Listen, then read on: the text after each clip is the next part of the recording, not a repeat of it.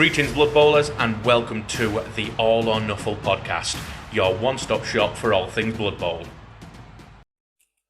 Greetings, Blood Bowlers, and welcome back to a brand new episode of the All or Nuffle podcast. Now, I know the first thing, or the first two things that you're going to be thinking is, one, why has it been so long since an episode? And two, why is this an episode on the Shambling Undead when we thought we were getting a second half of an October episode? So first off, it's been a couple of weeks since the last episode, purely because I've had a couple of real-world, personal life stuff going on that I've needed to focus my energy on. It's the same reason there's not been as many uploads on TikTok as there usually is. It's why I've not been replying to messages to followers or even just friends as much as possible. I've just had quite a bit going on. I've had to focus on it. So therefore, I had to sort of put the podcast on the back burner for a couple of weeks. Things are starting to take shape now with the personal issues. So hopefully we can resume our normal scheduling. As for why this episode is different to what you expected is because of all those personal things.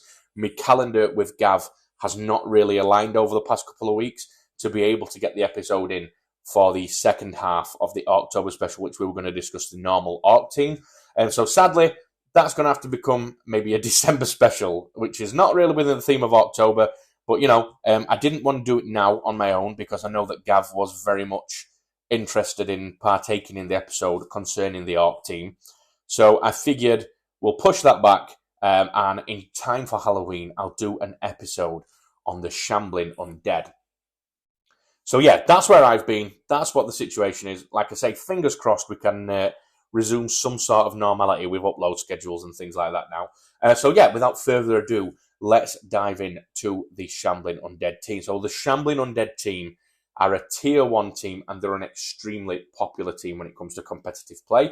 I do believe at the Alicante Blood Bowl World Cup earlier this year, I believe Shambling Undead were the second or third most taken team. May have even been fourth, but they were definitely in the top five. The main reason that they're so popular is you've got a really, really exceptional balance of strength and speed. You've got access to 2 strength 5 pieces, as well as a maximum of 4 movement 7 pieces. So it's one of those teams you can really pack a punch on the line of scrimmage, but you can also do some dashing to get past people with a couple of hands off and really, you can take 4 players at 7 movement. So in theory, with the help of a handoff, you can move 17 squares using 2 of those. 14 squares, sorry, bad maths. Using 2 of those players. As well as those 2 strength 5 players. It's a really nice balance, and I think that's what people like. It's got a couple of skills as well that sort of like make that a little bit more fun. But I think that people really like kind of having the best of both worlds, where, you know, because a lot of times, and you'll notice this in Blood Bowl, although Shambling Undead aren't the only team that allow you to sample both worlds, you will notice that there is a lot of teams where you are kind of left with a choice. It's like, do I play this team and accept that I'm never really going to be able to beat anybody to death? Or do I just accept it for it is and appreciate that I'm going to be able to run everywhere despite not being able to do any significant damage? So yeah, I would argue that Shambling Undead are probably the best team that can kind of do both. As is usually the case with a lot of these sort of teams, you're not going to be doing much passing.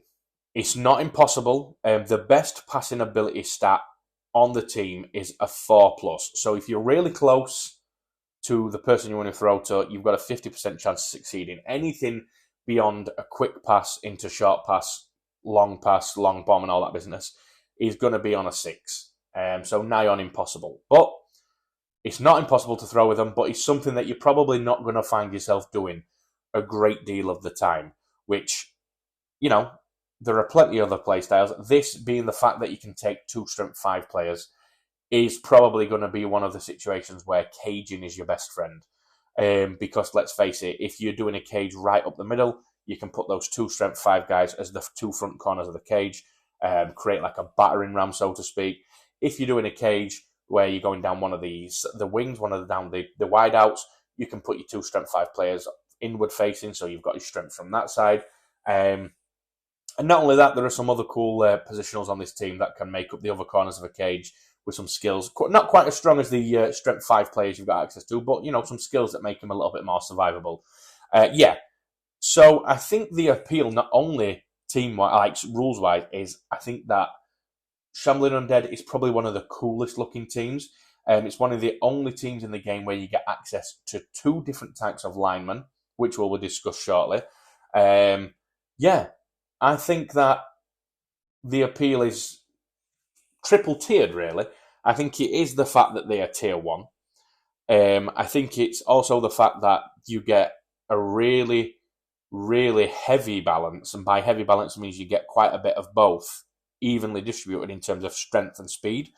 And then, again, like I just said, it's the models. The models look fantastic. I mean, I put off getting Shambling Undead for a long time because I had Necromantic, and I always preferred Necromantic, but I ended up winning the Shambling Undead team as a tournament prize when I came first in a tournament.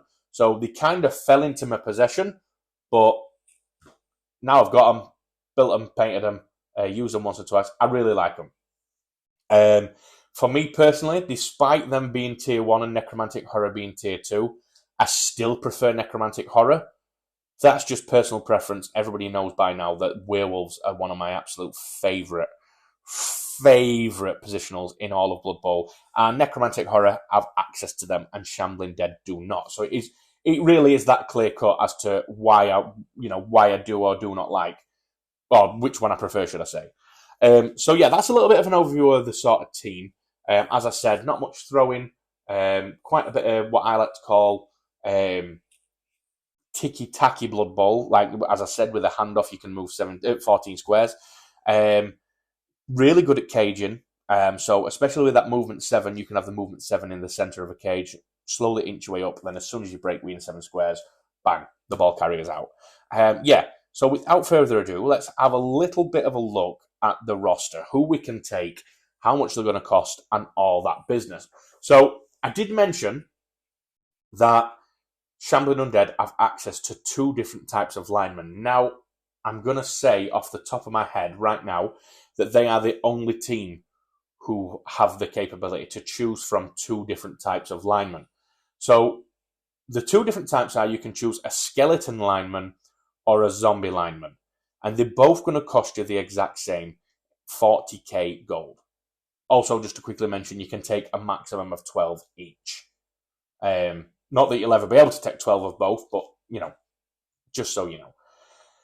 Let's go through the stat line of the skeleton lineman first. As I said, 40k, the same as the zombie lineman. For your 40k with the skeleton, you're going to get 5 movement, strength 3, 4 plus agility, 6 plus passing, 8 plus armor. Not an overly impressive stat line, but for 40k, the cheaper side of the linesmen in the game, that's not terrible. They come with the regeneration skill, which is to be expected because they're undead, which means they have a chance of ignoring injuries. And then Thick Skull, which means that it can be harder once you've broken their armor to then get them off the board. Because Thick Skull allows you to essentially turn a KO into a stun instead. In terms of skills, your skeleton lineman is going to have access to general as a primary option and agility and strength as secondary. Not much to talk about there. That's pretty much as standard as it's going to come. In terms of skills, obviously we've got access to general as a primary. Block immediately comes to mind. Maybe even you want to get kick and stick that on a lineman and just position him off the line of scrimmage. Secondaries, strength, you got guard, things like that. It sounds like I don't really know what I'm speaking about when I'm talking about linemen and skills and stuff, especially with secondaries. And it's because they're kind of the ones that you are least interested in developing, unless it's dwarves. I don't think I've ever put a secondary skill on a lineman in the entire time I've been playing Blood Bowl. But as I say, general as a primary on these skeletons, I'm going block straight away and potentially throwing kick on one of them just to be able to manipulate where the ball goes when I'm kicking to my opponent. So, yeah, a pretty average line there. Really weak armor, average strength, less than average movement. You do have the ability to pass on a 6+, but who's really going to be attempting that if we're honest with ourselves. So now we've looked at the skeleton, let's have a quick look at the zombie. The zombie is also going to set you back 40k, exactly as I said. Only coming in at 4 movement, though. You've got 1 less movement with the zombies than you have with the skeletons. Same strength of strength 3, same agility 4+. The zombies have 0, as in no passing ability stat at all. So passing literally cannot be attempted with these guys. Armor value 9+. So with a zombie, we've sacrificed a square of movement to gain 1 armor, because the skeleton was armor 8+, the zombie is armor 9+. I personally think, given that even if you take skeletons, you already know that they can't move very far and they're not going to be very mobile. Why not just fully accept that your linemen are going to be extremely unmobile and get that extra armor? They don't come with any skills other than the base regeneration that a lot of Undead teams get, or a lot of the Sylvaneth teams get. They've got the access to the same skills. So again, we're talking block for general, or even a kick if you've got all zombie linemen. And, secondaries, straight back into guard for me, always, whenever you've got access to strength. For me, out of the two, I know a lot of people will say that Thick Skull makes up for the lack of armor on a skeleton. But what you've got to remember is Thick Skull doesn't make it harder to break your armor. All it means that is when your opponent has broken your armor, it makes it tougher for them to knock your player out, which I get. I get that that's a benefit, but when you can just sacrifice 1 square of movement for that extra armor, you can't believe the world of difference that would be made between 8+ armor and 9+ armor. It sounds silly, but I promise you, there is genuinely a world of difference. The way I see it is movement 5 and movement 4, they're both crap. They're both terrible. They're both slow. And I'm not going to be doing a great deal with either player at strength 4 or movement 4 or 5. So why not just, again, accept that all your players are going to be, your linemen are going to be movement 4 and get that extra armor?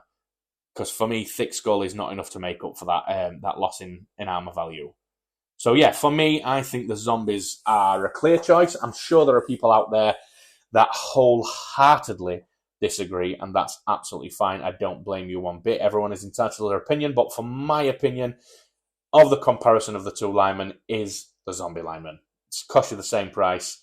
Yep, you lose that square of movement, as I keep saying, but you get that extra armor, and let's face it, I would much rather have more players on the pitch than risk losing them for the sake of 1 extra square of movement. Just my opinion. So now we've discussed the 2 lineman options, we're going to move on to the Ghoul Runner. These are your fast boys on the team. You can take a maximum of 4. They're going to set you back 75k each. But I personally think it's a very, very worthwhile 75k. Coming in at movement 7, that we know that's above average being 6. Not bad at all, really good. Only way it could be higher is if it was 8, like a Wood Elf catcher, or 9, like a Gutter Runner. So there's very little in the game that's actually better than it. So 7 is really, really solid. Strength 3, 3+ agility, so slightly better agility than both the linemen. 4+ passing. This is the one that I mentioned at the beginning of the episode, where although I don't think you should be doing any passing with an Undead team, this is the guy that you're probably going to do it with if you do choose to. I'm coming in with armor 8+. So again, another really weak player. 8+ is just not cutting it at all. But at least this time you're paying for that loss of armor, or you're getting, by paying with that loss of armor, 7 movement, 3+ agility, and you're not losing any strength. A lot of the times when you see faster moving players with really weak armor, they also have less strength, but you're maintaining that strength 3, 3+ agility for a pickup and all that business, as well as being able to move 7 squares. 7 squares being the highest movement on this team. Now, that is not all you're going to get. In terms of skills, the Ghoul Runner starts with dodge as standard, right out the box. So for 75k, I've got 3+ agility, 3 strength, 7 armor, 7 movement, 8+ armor and dodge. Again, the cost you have paid to get dodge and 7 movement, and I'd even say 3+ agility, because on this team, it's not an overly agile team. 3+ is great. All you've done is pay maybe 1 or 2 points of armor, and for me, that is more than justified. Again, as I said with the lineman, the loss in armor between the skeleton and the zombie did not justify any of the bonuses like thick skull or the extra movement, in my opinion. But in this case, I think that 8+ armor on the Ghoul Runner is totally fair given the other areas that it is improved in compared to its teammates, especially with that starting with dodge. That is, end of the day, this guy's got access to agility in general as primaries and passing and strength as secondary. So dodge would have been the first skill that you were going to take for him anyway. Surely, at least for me it would be, and many people that I know that play Blood Bowl. If this guy didn't start with dodge, the fact that we've got access to agility as a primary means that dodge would 1,000% have been the first skill that we accessed with this guy. So that's already done for you. This guy starts with it. What would we get next in terms of skills? Straight away, this is not a matter of opinion. It's not often you'll hear me say that, but this is not a matter of opinion. This is fact, and I'm telling you that you should do it. If you are playing Shambling Undead in a league and you have got even one single Ghoul Runner, 1, 2, 3, 4, whether you've got the maximum, the minimum, somewhere in between, as soon as you are humanly able to, give these guys block. We've got access to general also as a primary as well as agility, so it's not going to cost us a shit ton in SPP. But the moment that you give these guys block, that 8+ armor does not matter because you have just created yourself a blodger. And we've talked about blodgers in other episodes before, but a blodger is essentially a player who has the block and the dodge skill simultaneously, meaning that on a block dice, when they are the target of a block, not only are they ignoring both down, but they're also ignoring the defender stumbles, which will be turned into a push because of the dodge skill.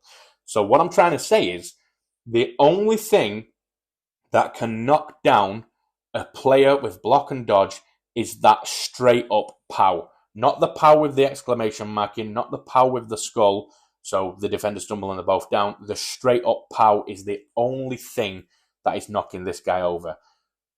Don't get me wrong. Obviously, it can still happen. You can still get knocked down. But with block and dodge, you massively decrease your chances of getting knocked down. So therefore, that armor 8+ is less damaging. In terms of secondary skills, we've got passing and strength, as I said. For me, on this guy, people may not agree, I'm ignoring strength altogether. If I'm going to take any sort of secondary, I'm going to dip into passing and I'm going to take pass. The reason being is, as I mentioned earlier, you may be in a situation where you've got 2 Ghoul Runners, one deep in your own half with the ball and one up over the halfway line, where you could potentially run up, hand off, and then move closer to your opponent's end zone. Sometimes you may find yourself in a situation where your movement will not cover the distance, so there might be 1 or 2 squares left between you and your target for, in quotations, a handoff. So therefore, a handoff would not be possible because you've got to be in an adjacent square for a handoff. That means you would be having to rely on a short pass. So this guy can pass on a 4+, not bad, but I would feel a lot better about those situations and having to commit to those sort of actions if I had pass and I get a free attempted reroll. You get 2 attempts at a 50% roll, 50% chance of rolling correctly to be able to pass that ball to the opponent. Now, depending on who that opponent is, depends on how easily they're going to catch it. But with this guy or one of these guys having the pass skill, you can rest easy knowing that the pass is much more likely to go off without a hitch if they've got that skill. In terms of strength, if I did have to pick a skill, again, probably guard. I really like guard, especially considering this guy's likely to be at the center of a cage. If you do go for a caging sort of method, if people start to disrupt that cage and get tackle zones on the ball, when you're hitting people, the ball carrier with guard is always going to be able to assist. You know, there's situations like that. But really, if I'm totally honest, strength is just, it wouldn't even enter my realm of consideration for a Ghoul Runner personally. Again, take what you want, but for me, strength would Not only is it a secondary, but it's the less interesting of the secondaries for a Ghoul Runner, in my opinion. So, after we've talked about the Ghoul Runner, we move on to the White Blitzer. And that's white as in WIGHT, not white as in the colour. You can take a maximum of 2 of these guys, and these guys are going to set you back a hefty 90k each. However, I do think this is justified. Let's talk about its stats. So coming in at movement 6, as we know by now, is a very, very, very average, benchmark sort of movement. Strength 3. So, fair enough, we haven't gained any strength, but we haven't lost any, so we're not at a loss there, having paid 90k for this guy. 3 plus agility, again, it's tied for the best agility on this team with the Ghoul Runner. 5 plus passing, so, again, sort of like a desperation situation, like sort of last-ditch effort to get a pass off. You're not going to be wanting to make passing with this guy your first option, and then coming in with 9 plus armor. Not bad at all for 90k just on the stat line, but then when you move into the skills, we start with block, which is just as valuable, if not more so, than dodge. I would argue that if you ask a large portion of Blood Bowl players, dodge or block, most of them will say that they prefer block. Also got the regeneration skill, as we know, pretty standard for these Undead teams for a lot of their positionals to start with regeneration. So that's 90k for a player that starts with block, has armor 9, agility 3, movement 6, and starts with a block skill. Not bad at all. Some people will argue that's a little bit lackluster, but I think the value of block cannot be overstated at all. Then when we go into skills, we have access for primaries of general and strength for the White Blitzer. Again, people are going to be sick of hearing it, but if we're going strength, I'm going for guard. If I'm going general, we've already got block, so I may go frenzy, maybe. I know a lot of people don't like frenzy. It's a little bit of a double-edged sword. Or even maybe strip ball. Strip ball might not be a bad one, because these are your blitzers. These are ones going to be doing roaming. A lot of times these are going to be the guys committing your blitz action. So if you manage to get a blitz off on the ball carrier and your player has got the strip ball, if you only achieve a push result against the ball carrier, although the player doesn't get knocked down, they do drop the ball. So you can still dispossess your opponent without knocking the ball carrier down with the strip ball skill. So that might not be a bad option. In terms of secondary, we've got agility and passing. This guy, personally, I'm ignoring passing on him altogether. And if I'm taking any sort of secondary, it's going to be an agility and it's going to be dodge, or even maybe sidestep, something like that. Again, I try not to focus too heavily on secondaries, because I always find that players are a lot more well-rounded if you focus on saving up for their primaries. But if you're the type of person who does like to consider secondaries, on this guy, as I say, you want to be getting dodge, because then that turns him into a blodger. Slightly harder to achieve, because with the Ghoul Runner, we did have general as a primary, so we could get block fast.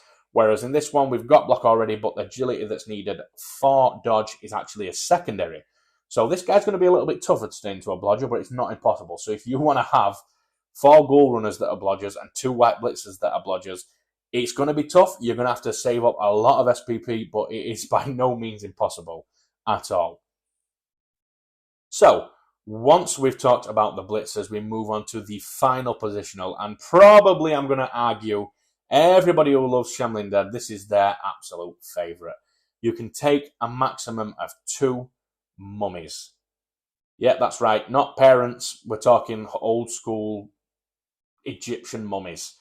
Well, no, not Egyptian, because they belong to the Tomb King, but you know what I mean, like sort of like wrapped in toilet paper sort of mummies. Setting you back. Get ready. Are you ready?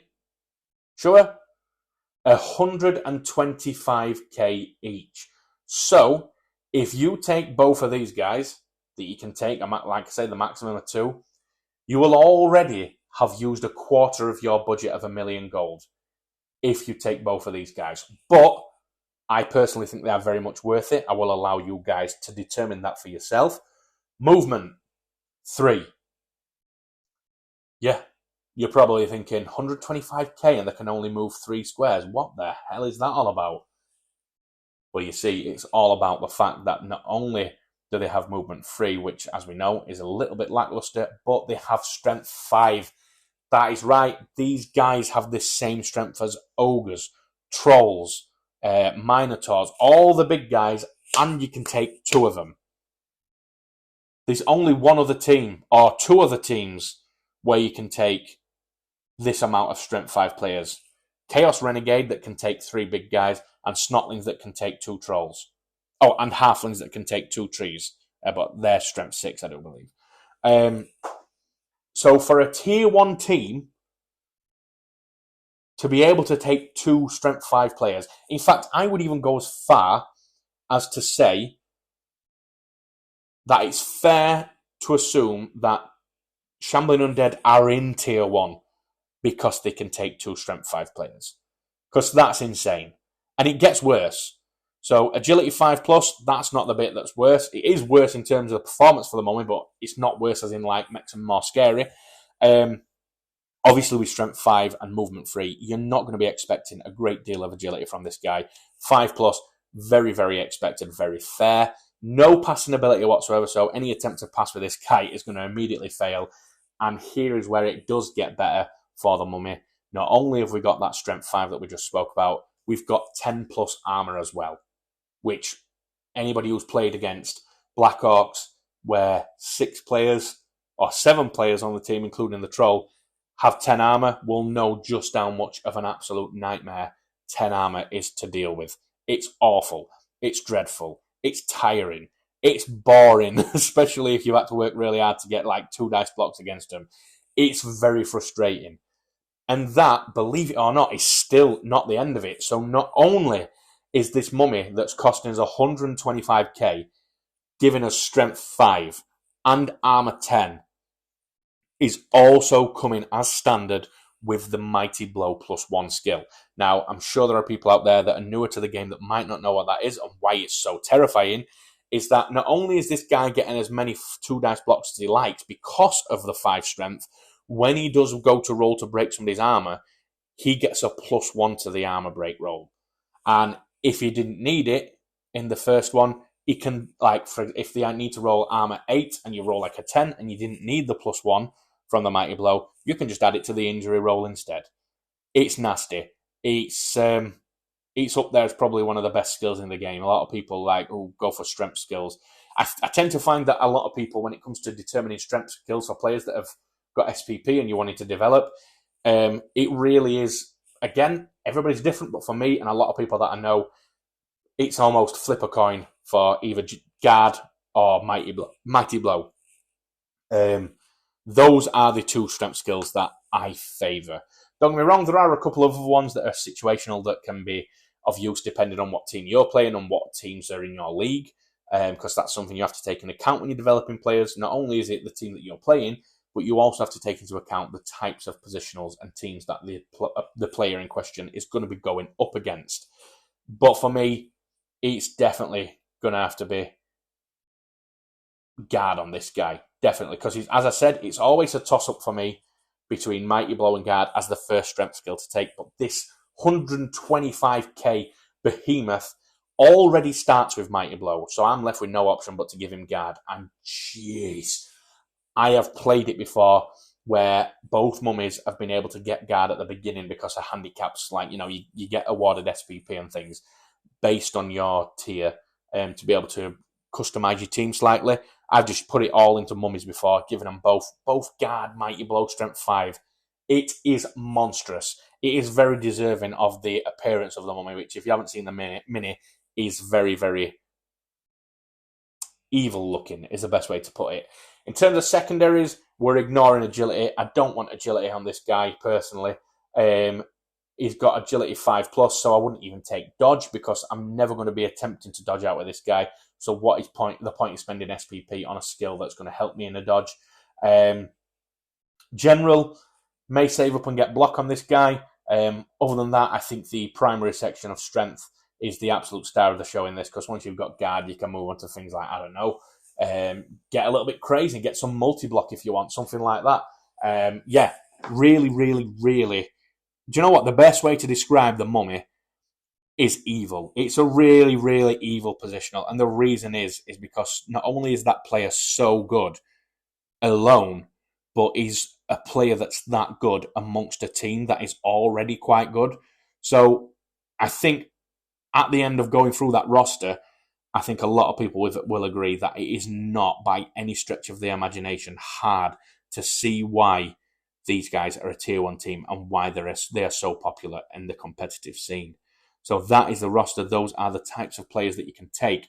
So using that roster, I have actually built a couple of lists just to go through, just to show you what sort of team configurations you can take, just in case you want to, give it a try, try some different builds.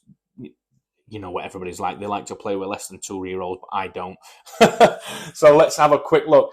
I've gone for the first list that we're going to speak about for the Undead is, and you will see this is a recurring theme a lot of the time for these lists, is the first list that I do is almost always or as close to being the out-of-box list. And by that I mean this is the list that you can build with everything that comes in buying a single box of the Undead team.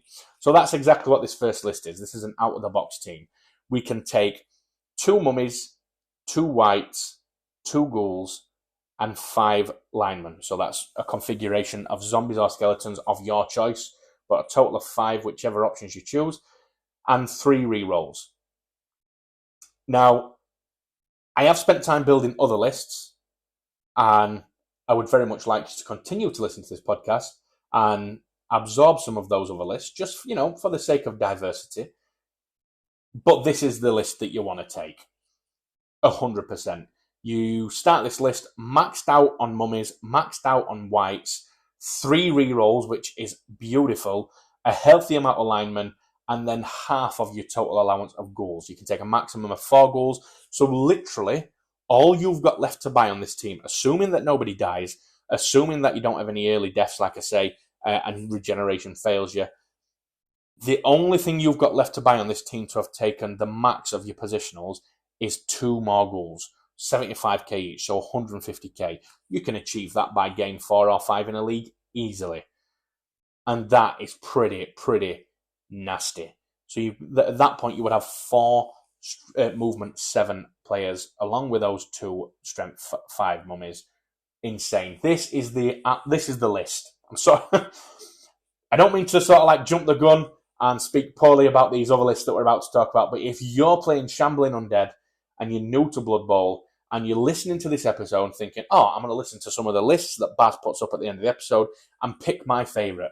Don't pick. Use this one. Trust me. If you're going to have a lot of fun with any Undead list, it's going to be this one. I assure you. Promise.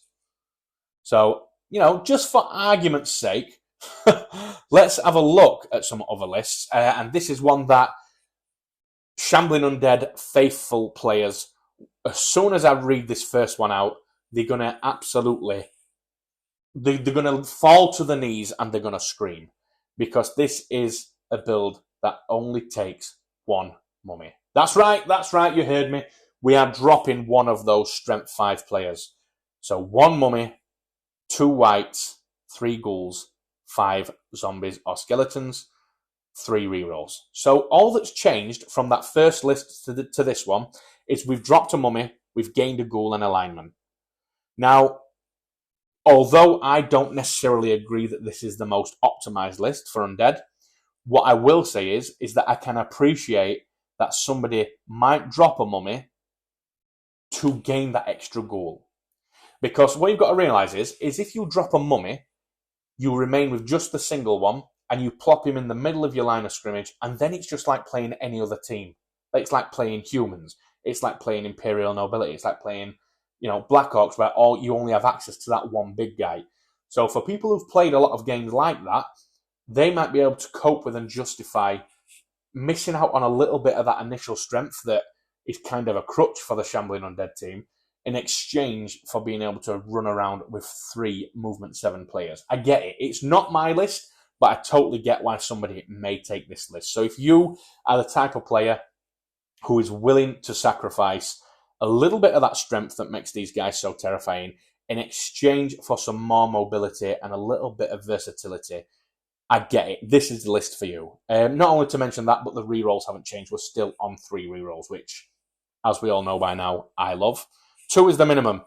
Don't ever I'd take less than 2, or else I'll never speak to you again. So moving on to the next list. I think this is the last one. I do believe I only built 3 lists, sorry. Yeah, this is a very, very, very strange one. So you remember those guys at the beginning of the last list who I said we're going to cry because we were dropping a mummy? Well, get ready for this one because we're dropping both mummies. That's right, we're going to completely neglect all the beauty and glory of 2 strength 5 players to take 2 white, all 4 ghouls, 6 zombies or skeletons, and 4 rerolls. So in essence, what we've done here is we've got rid of the mummies completely. This is based off of what's different from the first list, by the way. We've dropped the 2 mummies, gained 2 ghouls, and an extra zombie lineman, or zombie or skeleton lineman, and an extra reroll. For me, I can kind of see why somebody would take this. I get it. You're maximizing out on that movement, but you've essentially committed to having an all strength 3 team. So if you're playing in a league that has got Black Orcs, Lizardmen, Nurgle, teams that get access to a lot of strength 4 and 5 players, this is not the list to take. This is a list to take if your league is very Skaven, Elf, that's about it. Maybe even human heavy. If your league is full of other teams that are majority strength 3, then yeah, I get it. I get why you might take this list, but this is an official all or Nuffle warning. Do not take this list for a league that contains any amount of, like I say, Lizardmen, Black Orcs, Nurgle, because they got the bloater linemen, the bloater blockers, or whatever they're called. Yeah, you really want to make sure that if you're taking I get why you would take it. I totally understand. You get 4 rerolls from the get-go, which is fantastic. You get the 4 ghouls, which is 4 movement 7 players, which why would you not want that? But I promise you, in a league that's full of other strong teams, it would not take very long for you to be missing them 2 mummies. So if you do want to take this list, just make sure that you're thinking with a bit of a circumstantial head and you realise that this list is tailored to a very, very specific sort of like scenario, in the sense that everybody's playing faster teams. You've got Wood Elves, Pro Elves, Dark Elves, Skaven, a human team in there. Like, that's when you're playing in a league that's full of teams like that, this may be the list for you. Oh no, I do actually have one more list for us. I think. Oh no, I don't. I lied. I told a great big lie. Yeah. So for me, the first list that I spoke about, the out of the box one, 2 mummies, 2 whites, 2 ghouls, 5 zombie or skeleton linemen, and 3 rerolls. That's the sweet spot. That's the Goldilocks zone of lists for the Shambling Undead. As I say, there is the 1 mummy one. If you want to play slightly risky, the 1 mummy one would be a good list to take in scenarios where you've got a couple of teams in the league that you're playing in that are strong, but the league is not strength heavy. So let's say if you're playing in a 12-player league, if 3 or 4 of them are really strong teams, but then the rest are really fast, I would probably be taking the 1 mummy build, because you've still got the capability of the strength 5 from one of the mummies, and then you've still got the pace, of the movement 7 ghouls. And as we just spoke about, the very final list where you take no mummies and max out on ghouls and get that extra reroll, that is... Listen, you can do what you want, but I am telling you, in my unprofessional opinion, that this list is reserved solely for when playing in leagues that contain very little or no strength teams at all. I've seen leagues before where it is just absolutely rammed with all fast, dashy teams, and that is where, as the Shambling Undead team, you would probably take this list to compete with the speed of all the other players. So that is it for the Shambling Undead deep dive, guys. I hope you've enjoyed it. I'm not sure what team we're going to do next. Hopefully, me and Gav can get organised in for the the normal Orc team one very soon. But if not, there will be another team before then. Which team that is remains to be seen. But yeah, I hope you enjoyed this one. The Shambling Undead are a really, really good team. And I do really like, despite some of them being controversial, I do really like the variety of list you can build. You can really tailor your list based on the way that the league is shaped. As I said when we're talking about them lists, the three that I showed you, there was a list there for an all-rounder, the best list in my opinion, and that's probably one for when there's a lot of strength. Then you had one that were for a nice mixture league, and then there were one that had barely any strength teams and a lot of pace. So yeah, I really like the versatility of list building because you, like as I say, you can really tailor it to the environment that they're going to be playing in. So yeah, thank you very much for listening, guys. Be sure to leave some comments. There's a little Q&A section underneath episodes now. What teams you want to see covered next, or anything. It doesn't have to be a team deep dive. If there's any topics Blood Bowl related you would like me to cover in an episode, please just let me know in a comment. And yeah, I look forward to seeing you for the very next episode. And thank you very much for listening. Take care, guys.